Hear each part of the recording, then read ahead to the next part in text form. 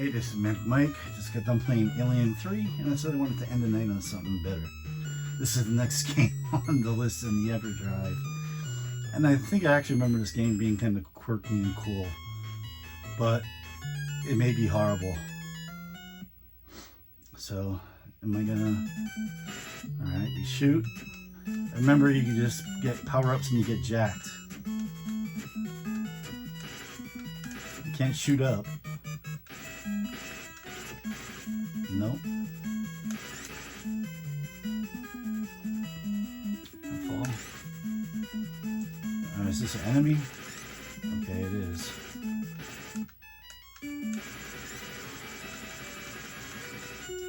Well, I have finite ammo, so I don't think I want to be shooting willy-nilly. Oh, I got something. Did I just get more ammo? I didn't look at my ammo count before I picked that up. Okay, or is it just points? Let me see. Alright, just points, not ammo. Game control's fine. Still waiting for that part where I get jacked. That was ammo. Oh, oh, oh, oh. I can jump and shoot. Oh, or I can just let him pass me by. Oh, I got him.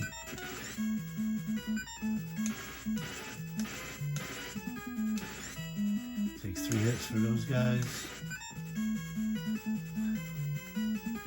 Yeah, I'm waiting. Where's the part where I get jacked?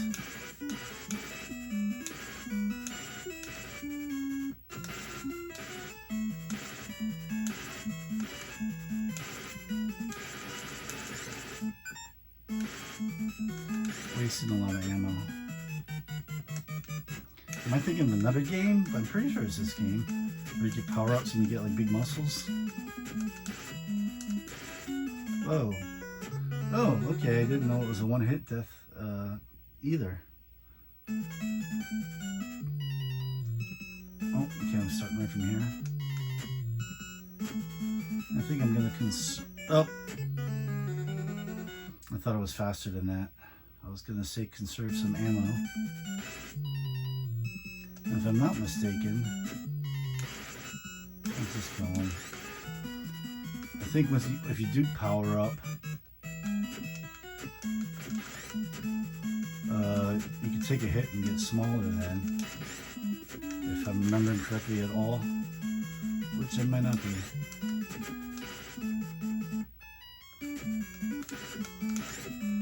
Oh, there it is. Isn't it? Oh. Okay, I hit select. And now I'm a beast. I'm a beast of a man. Well, I can even shoot things. And is this just unlimited time? Is this the rest of the level, or is it if I take so many hits I lose it? It sounds like... Oh. Alright. Whoa, whoa, whoa. Okay. Where's it gonna start me? Okay. Oh, there it is. You know what? We're gonna try and save it till we get to that. Oh.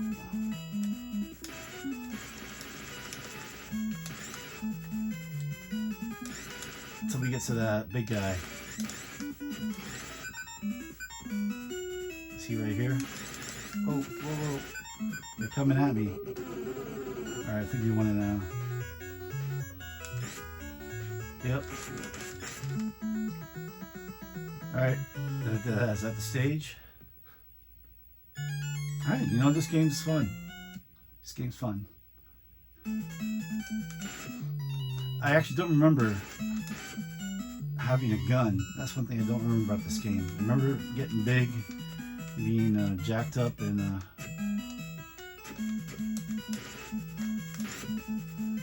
I remember that.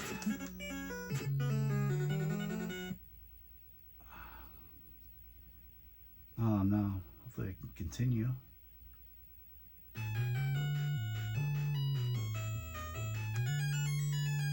And it doesn't look like you can. That makes this game pretty freaking hard if you ask me.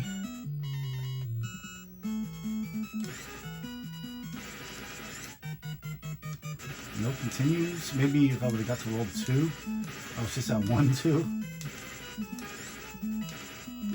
Maybe then you can continue. Now I don't know what's up with all these birds up there. I can't hit them and they're not coming down at me.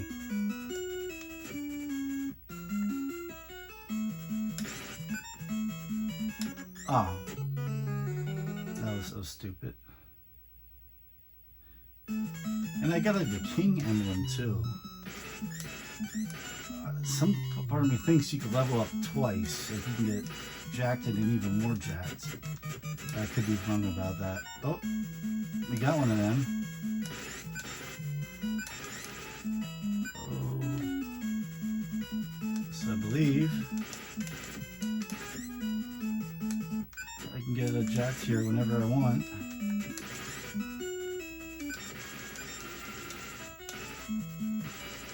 Obviously, I want to save it for the boss.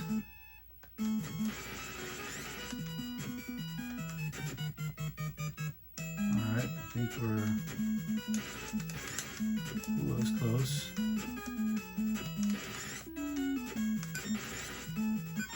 And then when we get to this mountain, we're getting close. Not yet. I think we're not... Nope. Oh, now I got 2 of them. Does that mean I get double as big, or I can do it twice? Ah! Son of a... And I bet you I lost it too, right?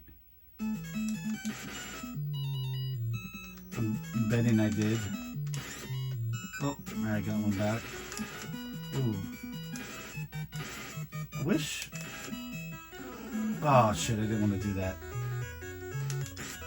Did not want to do that.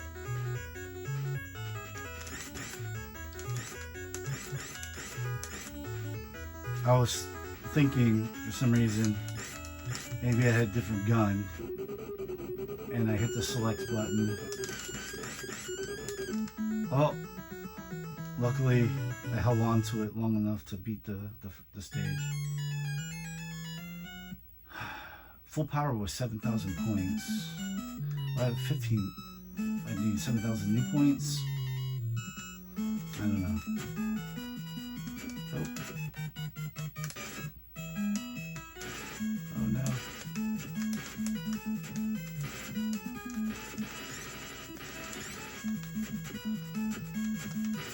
Oh shoot. Oh shoot. Oh shoot. They're gonna keep coming back. Oh no. Oh, son of a bitch. That was dumb. Oh. Thankfully I have one more life. This is it. This is it.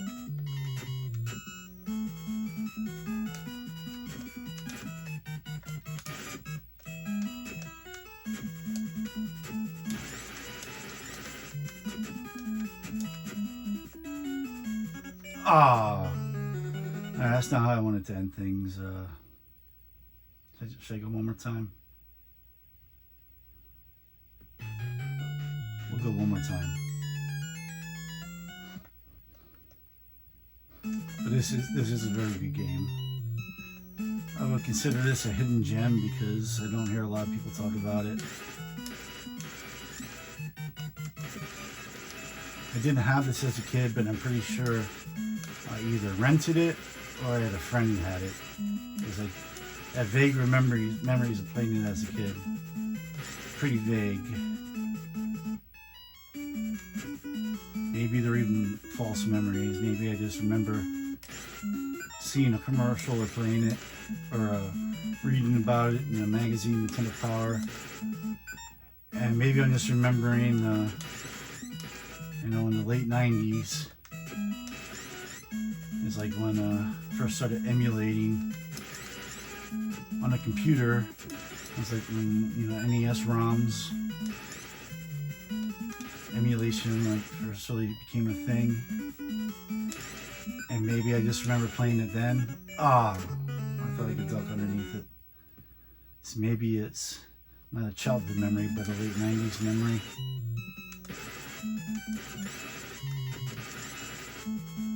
Alright.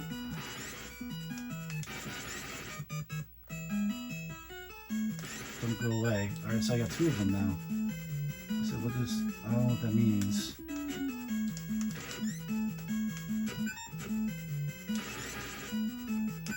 And again, I get 7,000 points. That's 3,000 right there.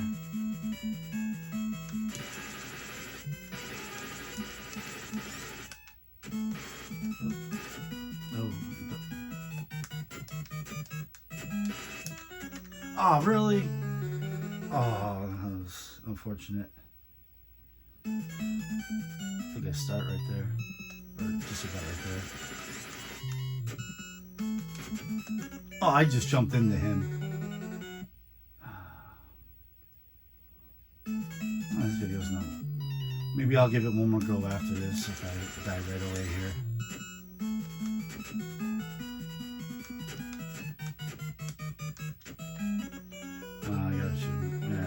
Let's give this one more go. Like I said, yeah, my memory isn't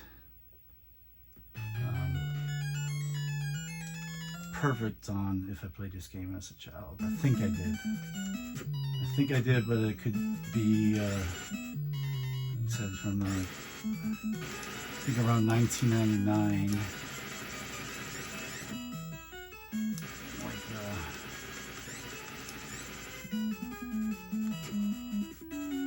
98 or 99. It was, I remember my first year of college at Temple University.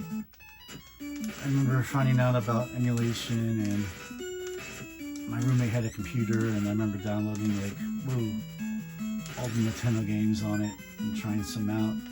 But I didn't play that much then. But then I remember my next year of school at Penn State, I transferred, and I remember really getting in the ROMs and playing these old games again before I went back. I think it was around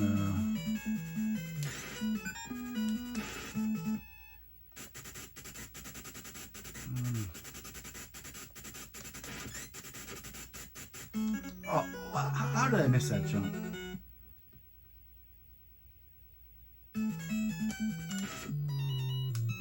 Actually, it was in college. I bought a handful of old games, but not a lot. But I did buy a handful.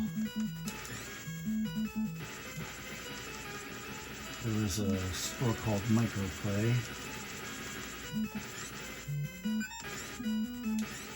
And I also had imports, so I was buying like Saturn imports and then Dreamcast imports when the Dreamcast came out, but they did have old games, and I bought a few, but not many. And I don't think it was till like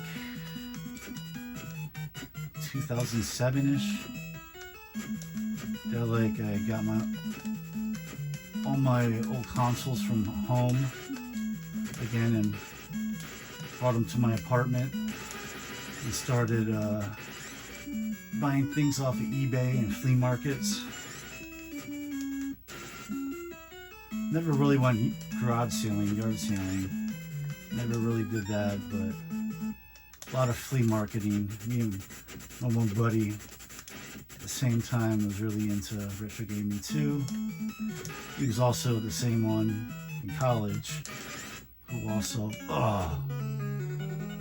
was playing the emulators and buying a handful of games with me at the time. But then, yeah, I remember like 2008-ish, I was like,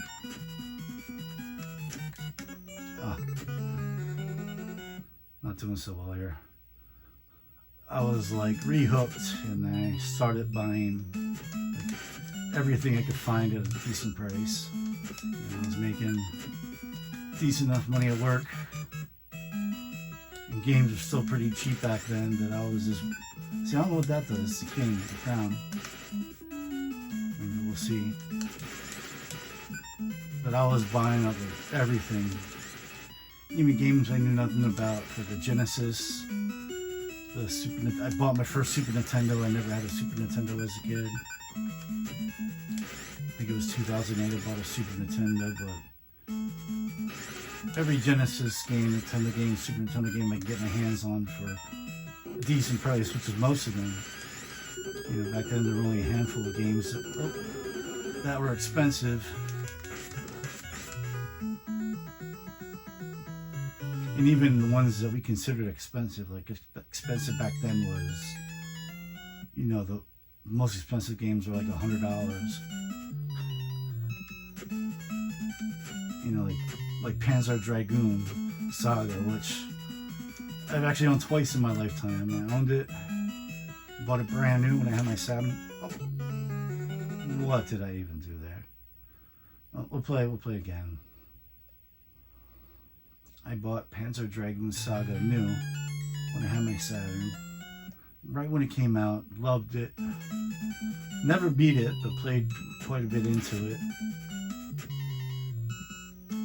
And then went off to college, and I still played my Saturn, but mostly like X-Men vs. Street Fighter and Fire Pro.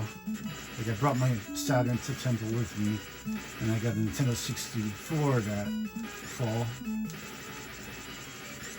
But never really played Panzer Dragoon Saga again. Then my first year at Penn State in '99, I let a friend borrow it because I had no clue at that point that it was already a valuable game. Like, I had no clue there was already a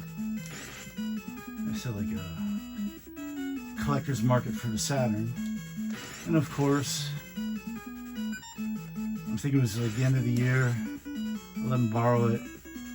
He never brought it back. Asked a couple times, he kept forgetting it. And then oh, that was dumb. And then I never saw the kid again. So he got my copy of Panzer Dragoon Saga, which I think I did take it to Temple, and I don't think I played it there, but some of my friends or fraternity brothers may have played it, because I think it was a little beat up by the time the year was over. So he didn't get a pristine copy from me. It was pristine when I took it to Temple. It was definitely not pristine when I left Temple. Because like I said, it was at a fraternity house. So nothing stays pristine at a fraternity house. I'm lucky my Saturn made it out of there in one piece, and I didn't lose any of the games. I think I was the only one with the Saturn at the frat house, so there was no reason for anybody to take my games. And they were all cool dudes. No one was going to steal from me. Now at the dorms, I did get my copy of Ocarina of Time stolen. I had a very revolving door policy. Me and my roommate were very sociable. We had hundreds of friends, and like our dorm door was almost always open. And besides Panzer Dragoon, I don't think not Panzer Dragoon, Ocarina of Time, nothing else was ever stolen. You know, everybody was pretty cool, but some asshole did steal my copy of Ocarina. So I had to get that again. Well, actually, let's go back to Panzer Dragoon story first. I eventually rebought Panzer Dragoon, probably around 2010-ish or so. And I think I paid like $120 for like a pristine copy. And like, it took me like months to pull the trigger. Like, I thought that was a lot to spend on the game, and wasn't sure it was worth it. But I bought it. And again, I played it a bit, but I never played it to completion. And then it sat in my collection for years. until it was time to start planning my wedding around 2014. And I sold it, and I made a couple $100 off of it. And it is sort of one of the games that I kind of regret selling. I sold my Saturn heavy hitters, a couple Genesis heavy hitters, a pristine copy of Crusader Ascenti. That's one of the games I most regret selling. A pristine copy of Musha, and a huge Neo Geo collection that I have amassed. But I made a big profit off everything from what I paid to what I sold. I made at least, I think that jump was going to hit there. I made at least, why was I even jumping there to try and shoot him? I made at least 5 times what I spent on everything, minimum. Sometimes 10 times or even more on some of the stuff. But I paid for my wedding, and I'm still married 10 years later now. My 10-year anniversary is actually like in a week. So I guess it was worth it. And like I said, most of the games I sold I can now play one way or another. I have a Neo Geo, not the Neo Geo Classic or Neo Geo X, but after that they released like a little arcade machine, mini. You could also plug and play into your TV and play with a Neo Geo CD controller. So I got that. I got Neo Geo collections on PS2. And I got my Xbox modded, my PSP modded, my Vita modded. So I have a lot of ways to play. Oh, that was close. All the Neo Geo games I had, so that doesn't bother me that much. And of course, Musha and Crusader Ascenti. I actually bought a cheap Japanese repo copy of Musha before I got EverDrives. And even before EverDrives, I bought like Chinese multi-carts that had Crusader Ascenti on it. And now I got EverDrives, and I can easily play all those games. But I do not have a Panzer Dragoon Saga yet, even though I do own quite a few Saturn reproductions. And there's a really good creator and seller of reproductions called Knights in the Dreamcast. And I did buy a repro of Magic Knight Rare, which I actually owned too. I didn't get that when it first came out, but I got it at that marketplace store I was talking about in like '99 for like $16. I got it for. And I did beat that game and I really liked it, but I sold that for my wedding. And I did buy a reproduction copy of that, which I played just a little just to test it. And everything Knights in the Dreamcast sells here works flawlessly. It looks like it's made in a factory. His reproductions are so good. You would not know they were reproductions if you were a casual gamer and didn't know what an original copy looks like. But I have yet to buy a Panzer Dragoon Saga reproduction copy. It's just a matter of time until I do. And I think he sells them as a Magic Knight was like $20. It's like single disc games are like $20. Multi-disc games are like $40 to $50. So I'm sure I'll get one in the near future. But so I think it's my only retro game that I sold. Actually, there may be a few other on the Saturn, like Shining Wisdom, Guardian Heroes.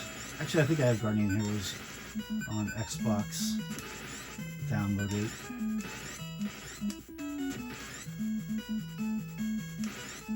So maybe 2 or 3 games that I sold.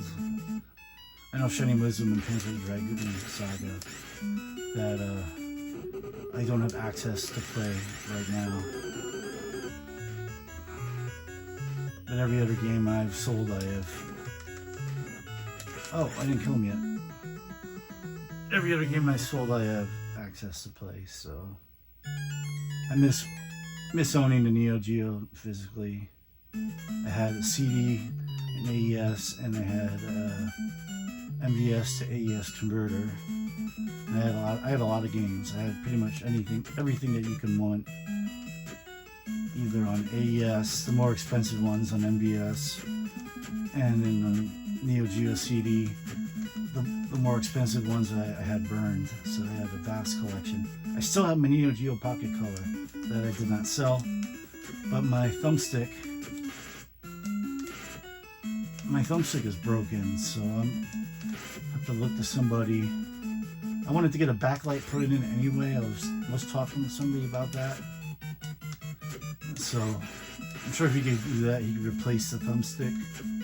It was cracked, so I'll probably look into doing that very soon, because it did only crack. It was a couple months ago. I went to play it and it cracked.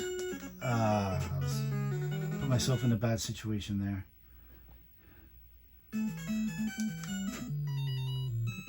But this, all my rambling just led back to me trying to remember when I first played this game. Was it as a kid or was it in the late 90s on emulation? Oh, my dad again. Oh, you know, we're not at a half hour yet, so I'll play one more time.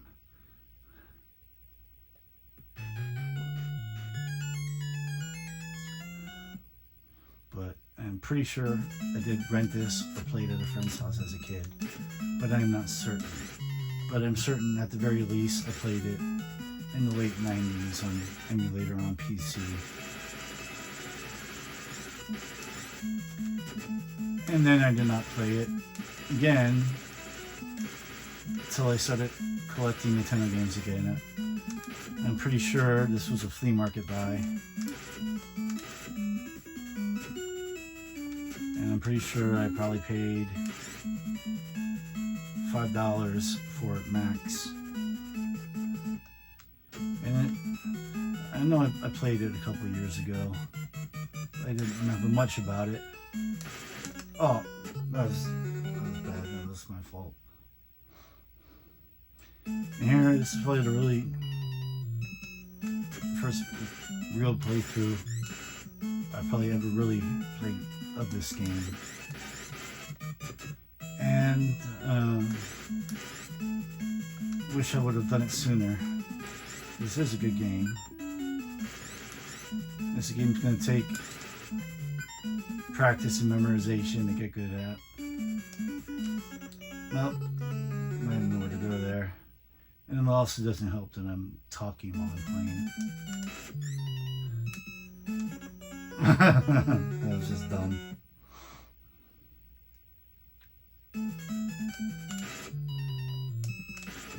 Yeah, when you're rambling and playing, you know, I've only just started this channel, but I know other players, YouTubers I've seen have said that, you know, when you ramble and play, you make a lot of dumb mistakes. Sometimes rambling can put you in a zone and you actually do well. Or is it just a myth? Is it just like a placebo effect? You think it helps, but it really doesn't. I'll tell my source for that would be the Game Grumps, Aaron Hansen. Aaron Hansen sometimes says like when he's rambling, it puts him in a zone. I remember him playing Battle Kid. Let's play a Battle Kid.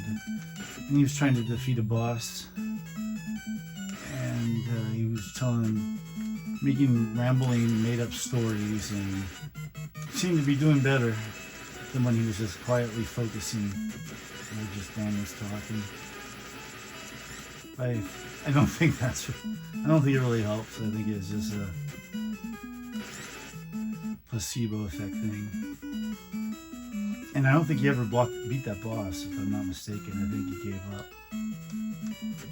And now I'm trying to remember if I beat that boss. I do have Battle Kid 1 and 2. I have not beaten either of them, but I do believe I've beaten that boss. It's like a giant flower.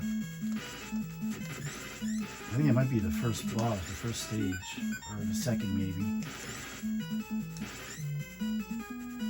But yeah, I did beat that boss at least once. It's been a while since I popped in either Battle Kid. It's something I should do. It's something I should do in here, actually. I should film it and let these guys see Battle Kid. Battle Kid is something.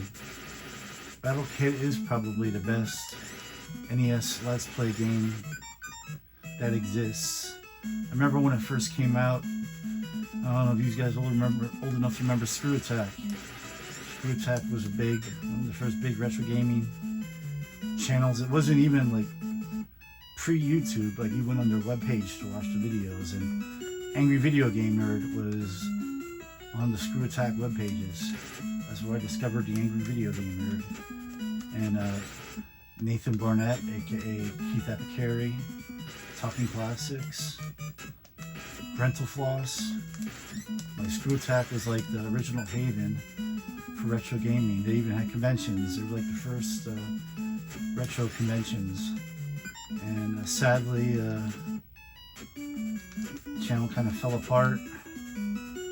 Doesn't exist. It was run by a guy named Stuttering Craig. I believe he has his own YouTube channel and does some content. And I think he brings back some of the older guys for like little reunion episodes. And he posts some flashback episodes. But there was a period of like three or 4 years, Screw Attack was huge. And during that time, Battle Kid came out. And they played it, and they had like a death calendar. All the players who would play it would like keep track of their deaths, because it would be in the hundreds, even for skilled retro gamers. You have limited attempts, you have limited lives, but it was like a thing to like play and keep track of your deaths and see how many deaths it took you to reach a spot. Like to beat the first boss, or just clear like a certain, to get to a certain part in the game in the first stage. To get to the first checkpoint. There's checkpoints, but they're not, I think they're pretty few. Did I not collect, did I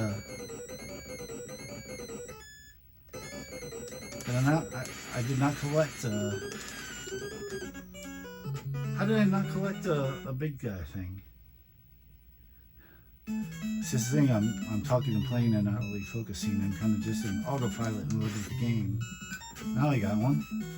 Did I just not jump and grab it? Or did it not show up for some reason? I don't know. I don't know. And again, I don't know what the crown does. I'm gonna definitely, I really like this game. I'm gonna research it, see what that crown does. Alright.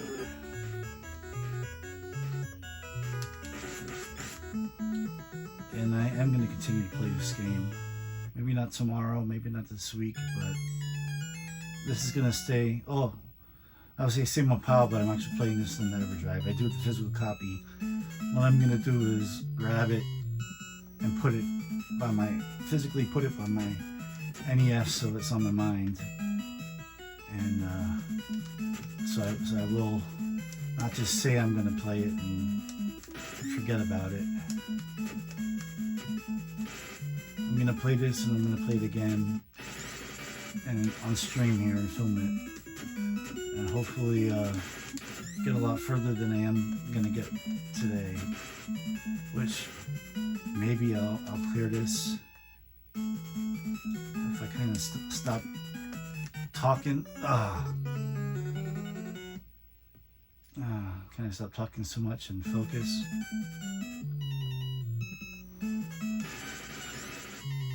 Oh, okay. So maybe when I'm in danger, I could use this. If I quickly push select before I get hit.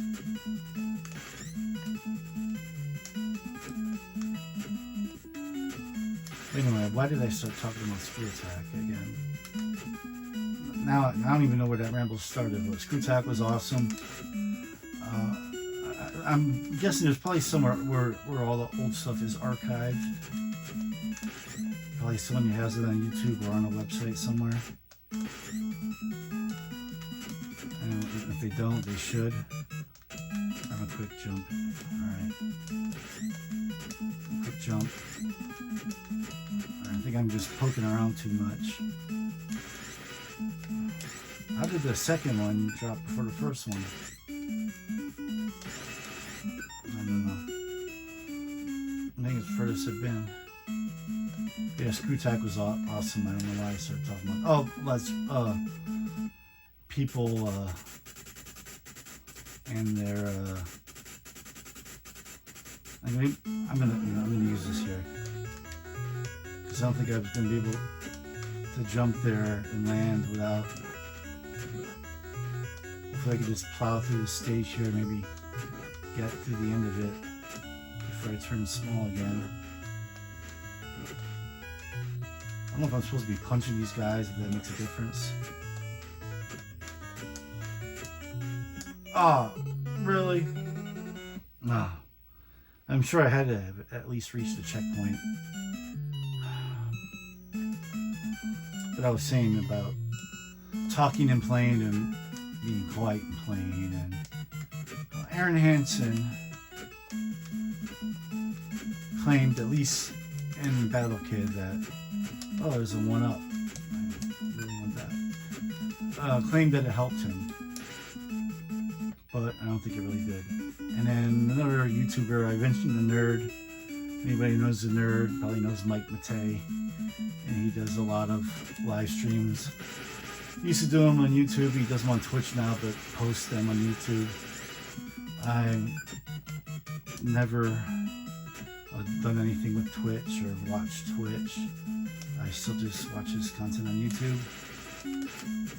Maybe I should stream on Twitch, but I don't know. I haven't gotten into Twitch yet. Guess I'm just a little more old school. Oh, that's a shame. But he's another one who claims a lot of his deaths on his rambling, because he likes to talk and ramble as he plays. And when he really wants to focus, he will play shut up to get through loud parts. So I think he's one of them who says rambling is actually non-beneficial. Oh, and I'm out of ammo. This whole time I have not been paying attention. But every time you die, you get new ammo. I don't think you do. I think the ammo goes through your deaths. I think you just get a set amount of ammo when you push start here, and that's it, unless you fill it. But I've gone off on a lot of tangents in this episode. A lot of tangents, and trying to bring the tangents to a close here. So I bought this game cheap. And I think it's still fairly affordable. If I had to guess now, I would guess it maybe a $20 game. But I'm pretty sure I paid no more than $5 for it. I got this at a point in collecting when it was still very affordable. Now I'm trying to think the newest, like the latest NES game that I've bought. No, it's not hard at all. Xanadu I bought just a couple weeks ago at a second in Charles. And I bought like 2 other games with it. But they were all like $5. Like, Second and Charles is good for cheaper games. they won't charge you a lot for them.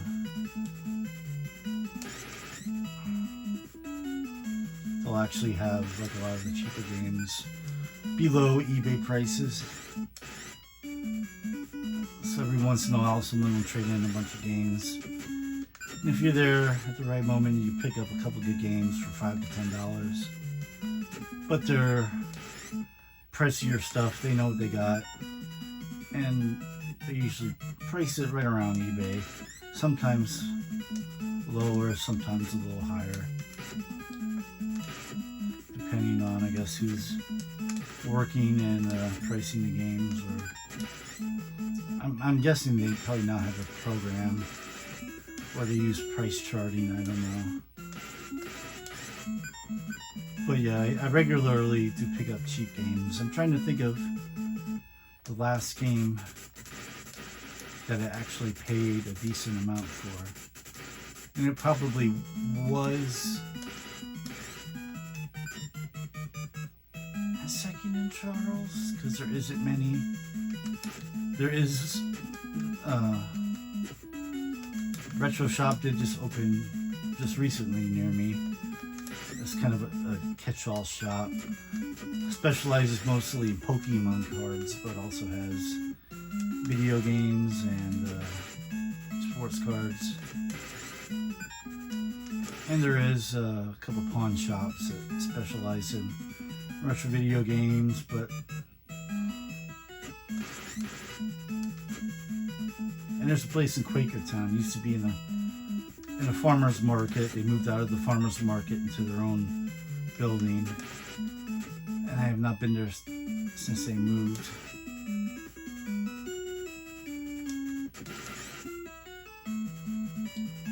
But my neighbor, who I actually am the one who got him into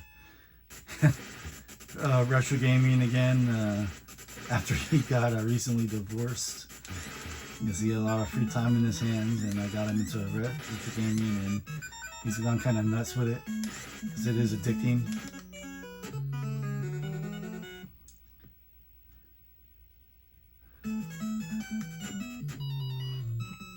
But I'm at the point, like, especially with the retro stuff, that I only get stuff that's cheap or a really good deal. You know, there's really no big heavy hitters that I'm actively hunting for. Mostly right now I'm collecting Xbox One and PS4 games because they're dirt cheap, you know. And still some 360 and PS2 games, though some of them are starting to climb in price, you know. I've been, you know, into retro gaming that, like, I've learned the low points of the markets. You know, I got a bunch of PS2, Xbox, GameCube stuff before that, especially GameCube, before those prices started rising and a lot of them had gone nuts. And I got everything I wanted to get for GameCube. And I got it when everything was pretty affordable. I don't think I paid more than $50 for a GameCube game, and I got pretty much any GameCube game you can want. I don't think there's anything I'm really missing out of the heavy hitters.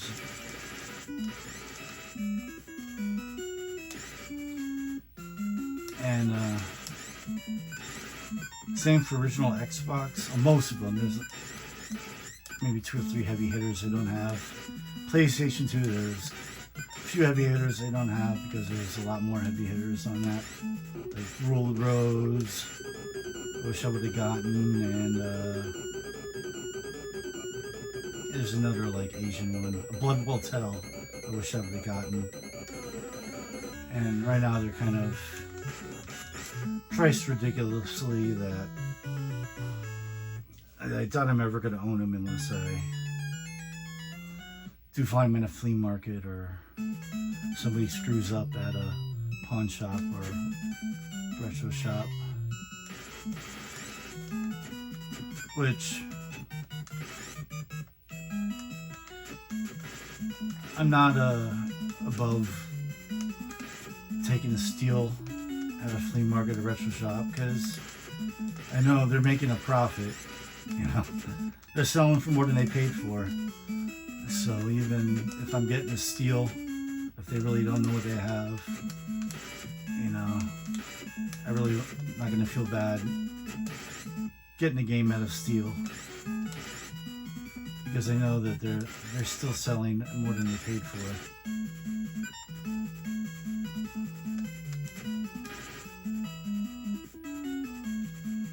Alright, this is where I was at before. Okay. I was worried about I had to quit shooting there. I just wanted to know what his movement would be when I jumped there. Now I know. He's gonna jump forward and then jump back at me. I'm on my last life. But yeah, I'm trying to think the last, what you would call heavy hitter, or even the last game I spent $50 or more dollars on. And I'm trying to remember.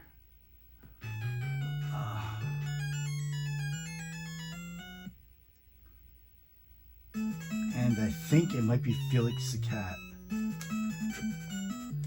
think that may be it. I think I paid like $40 for it, when I knew it was already worth around double that. I'm pretty sure it is a $100 game now.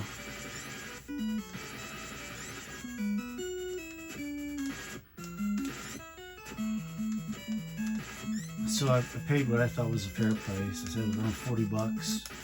I felt comfortable doing that. And it's a fun game too. It's not one of those games you buy just to add to the collection. It's a game that you play. And Wampum, maybe a little while before that. I think I paid like $30 for Wampum.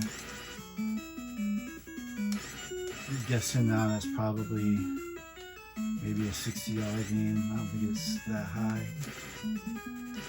And Shatterhand was another one I probably paid maybe $25 for. The last steal I can remember getting, like a real steal, as I got Dusty Diamonds. He moved down faster than I thought he was. I got Dusty Diamonds All-Star Baseball for like $4, and that was maybe within the past 2 years. And I was at Second and Charles, so, and they make plenty of profit off their stuff, and I've given them plenty of money over the years, so I did not feel bad getting a steal on Dusty Diamond.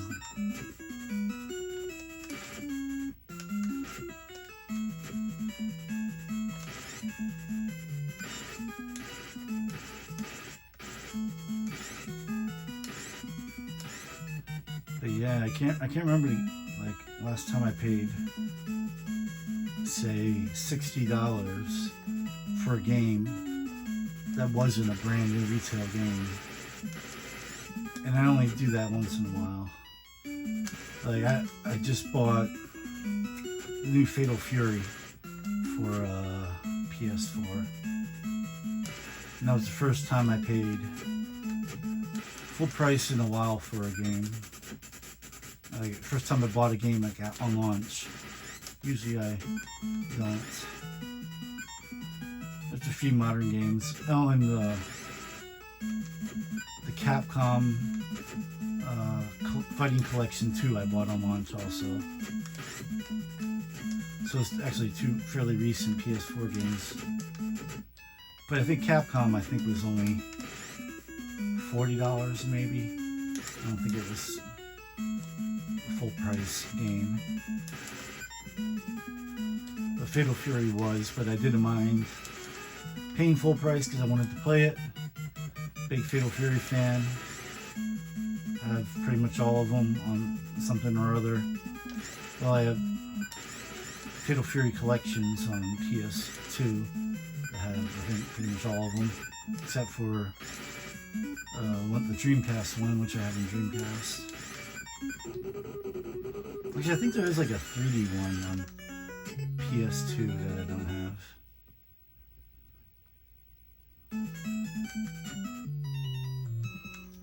Neo Geo Pocket ones. And I said I have some of the games on multiple systems. I even have from Nights in the Dreamcast a homebrew. That was dumb. Homebrew, if you will, Fatal Fury collection from him that I think includes Fatal Fury 3, Real Bout, and Real Bout 2 or Real Bout Special. I don't know. And I have also those same 3 games. Actually, his collection might have all the games.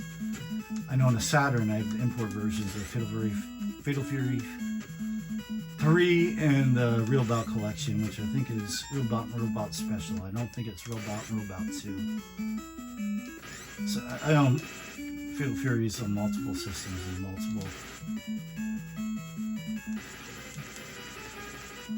multiple iterations, and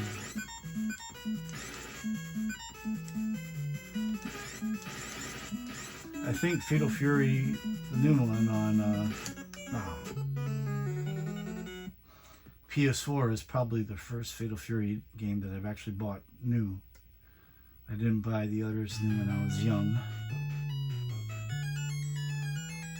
I bought them all secondhand, so I have no problem giving the money to the makers, the publisher, and the creators of the game, because if I want to see another Fatal Fury, they have to make money off this project. And I do feel that way on a lot of projects. Like there's quite a few like smaller developer games that will buy brand new on Xbox One or Switch. I bought like Ritual, Bloodstained games. I was thinking more of Blasphemy. Games I'll buy brand new on physical parts, because if I don't, they're gonna stop making them if people like me don't buy them. So they're games that I certainly do not mind paying full price for, even though I know, like Fatal Fury, I paid full price. Probably in a couple of months I'll be able to get it for half that. Even probably for new, probably be able to get it for half that new, and probably a third of that used. But if I want to see certain games made, you gotta pay. You gotta pay retail. You gotta pay full price and support the developers and the publishers, or else it's not gonna happen anymore. So yes, I mostly collect on the cheap nowadays. Only once in a while will I buy an older game that's expensive if I think I'm getting a real good deal on it, or for something that I really just happened to maybe watch a video on, or really think I'm gonna love and really just can't get out of my head, which happens once in a while but not too often. And I'll hunt down a copy, with a little bit of diligence, not recklessly, but I'll hunt down a copy and expect to have one within a month or two. Price around a little bit and get the best deal I can, even if it's not a great deal. But that's that's rare. Does that happen with me anymore? That I pay for anything retro, or just not a great deal. And for a lot of the systems, I have most of what I want. And the only system I don't have, like I have the Jaguar, the 3DO. I have a CDI. I don't plan on getting a CDI. I have TurboGrafx, and I have pretty much most of the games I want for the systems already. There's a few I wouldn't mind having if I find them at a great price. But but I got a lot of what I want. So I'm not actively hunting for anything on like the older systems.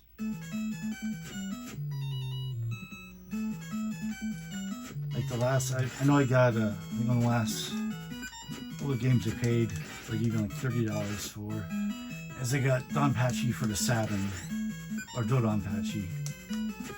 Where's the Donpachi? The first one for the Saturn, because I was getting back into Saturn shmups, and I was getting a couple of them just burned on discs for me to play. But I liked the sequel. Is it Dodonpachi or Dodonpachi 2? I can't remember the names. The first one's Donpachi or Dodonpachi. But anyways, I got a burned copy of the second one. I really liked it. And I saw the first one. Actually, there's two of them I bought kind of quick succession, because I saw they were quite affordable. Either Donpachi or Dodonpachi. You'll have to correct me if you can't think offhand. And I had Strikers 1945 2. I bought that years ago on the cheap at Microplay, and I enjoyed it, but I never got the first. So I was in a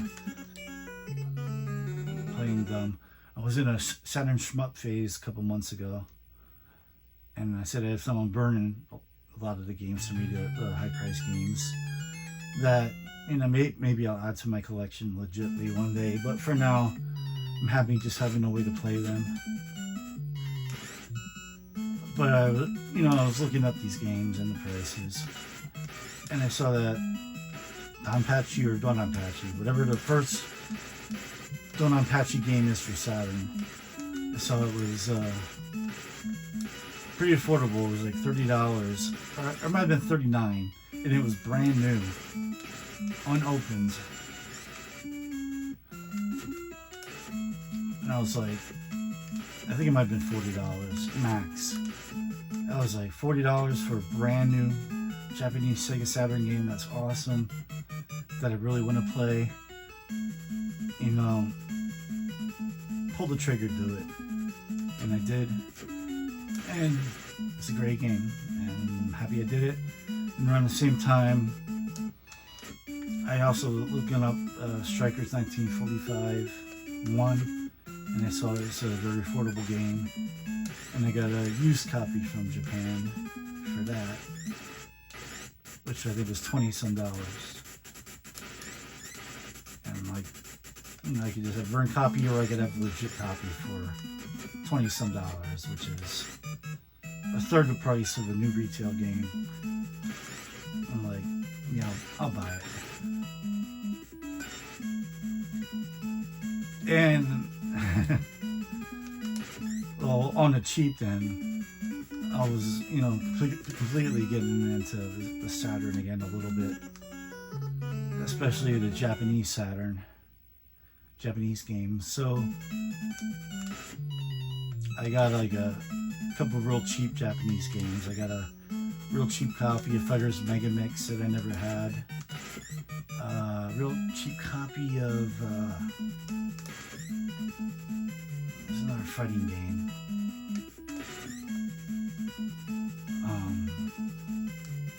It's another 3D fighter. I can't think of what it is at the moment. But they were both games that were like $10 shipped. There's the one with Fighters Mega Mix. And man, I can't remember the other one. And then I also got I believe it was two Japanese wrestling games I didn't own. The All Japan one. Oh, and Blazing Tornado, I believe. Blazing Tornado. And they were both only a couple bucks. Like, pretty sure they were both less than $20 a piece. So I did go on a little mini bender of getting some Japanese games, but all for, you know, very good deals. Not expensive at all. There were a few I was considering paying a little more for, but I'm like, you know what? No, not right now. Not right now, because, well, for number one, I have a son and a wife, and I'm kind of changing careers, so I don't have disposable income. Even back then, before I was in the process of changing careers, I don't have the same disposable income as I did, so I got to be a lot more selective with it. And a lot of it lately has been buying cards to try and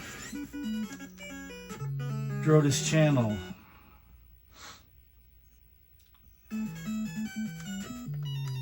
But yeah, I bought a couple Japanese Saturn games. No US ones. Can't remember the last US Saturn game I bought. That had to be at least 10 years ago.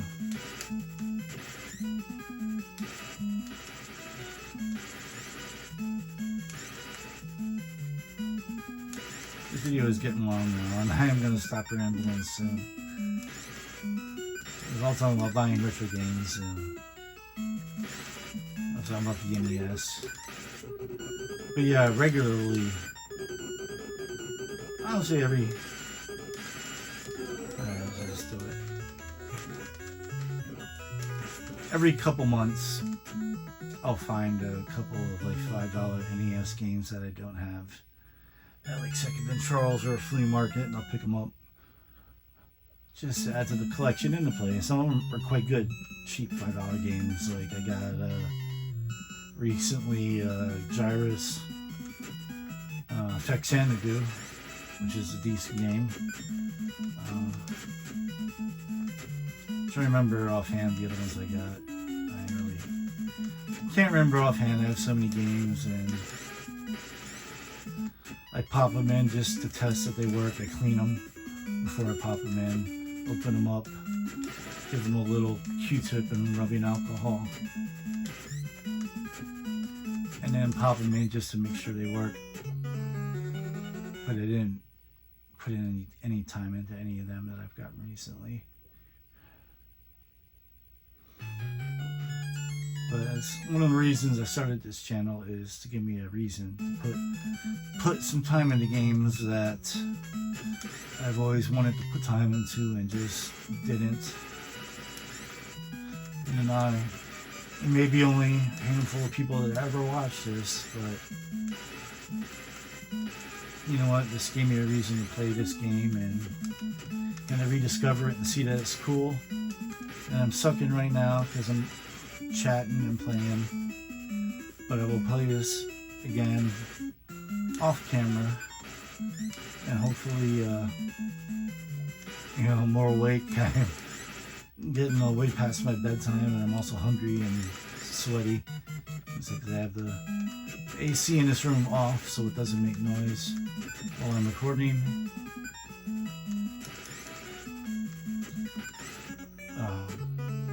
So I think I'm actually playing worse here because of the being hot, being tired, and being hungry. I'm gonna have a snack before I go to bed. Go to bed soon. At least I get to sleep in tomorrow.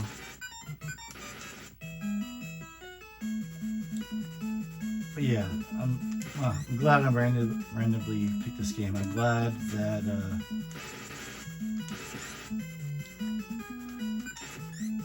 I didn't want to end my little baseball marathon today with a baseball game. I'm glad I picked Alien 3 as my game to choose. I'm glad it was a little confusing and not up to the standard of the game I wanted to end on. And that led me to this, which is gonna be in my rotation till I beat it. And so I probably will play a bit without filming until I get somewhere. And I'll, definitely research, see what the Quran does, see if there is like a level select code that I'm not going to use it to skip levels that I haven't beaten, but I will use it like if I run out of time during the day playing the game and I get to like level 3, you know, when I come back to it, I'm going to start up at level 3. I'm not going to start up at level 1 and play to level 3 again. I don't have the time in my life to do that, so if there is an option to skip levels I've already beaten, I will use that. And I'm getting close to the end of the game, getting close to beating it. I will film it. I may film it and, you know, not talk. May just film it silently. Or maybe I'll try and film it and talking first, and if that fails, I'll film it silently. And, alright, I think my reflexes have slowed down considerably over this past half hour, and I'm not going to get anywhere in this game right now. And I'm tired and I'm hungry. I want to quick make a snack before bed. But anybody that listens to this whole video and went through this experience with me, thank you very much. It's much appreciated. Anybody who even watched this a little bit won't be hearing this end part, I'm pretty sure. It will only be those of you who stuck with it and found my rambling in this game interesting. There may not be every one of you that makes it to the end of this video, but if there's one of you that does, thank you. Please comment and share your thoughts on this game and my ramblings. Let me know if you have similar experiences with video games as I do. Me being a level 45 male, born in '79, tail end of Gen X.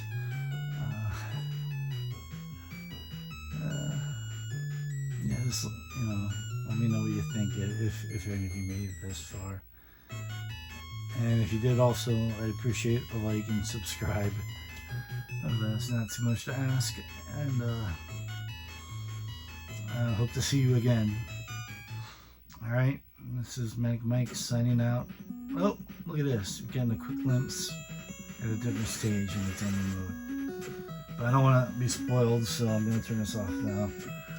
Alright, I'm out of here. Peace.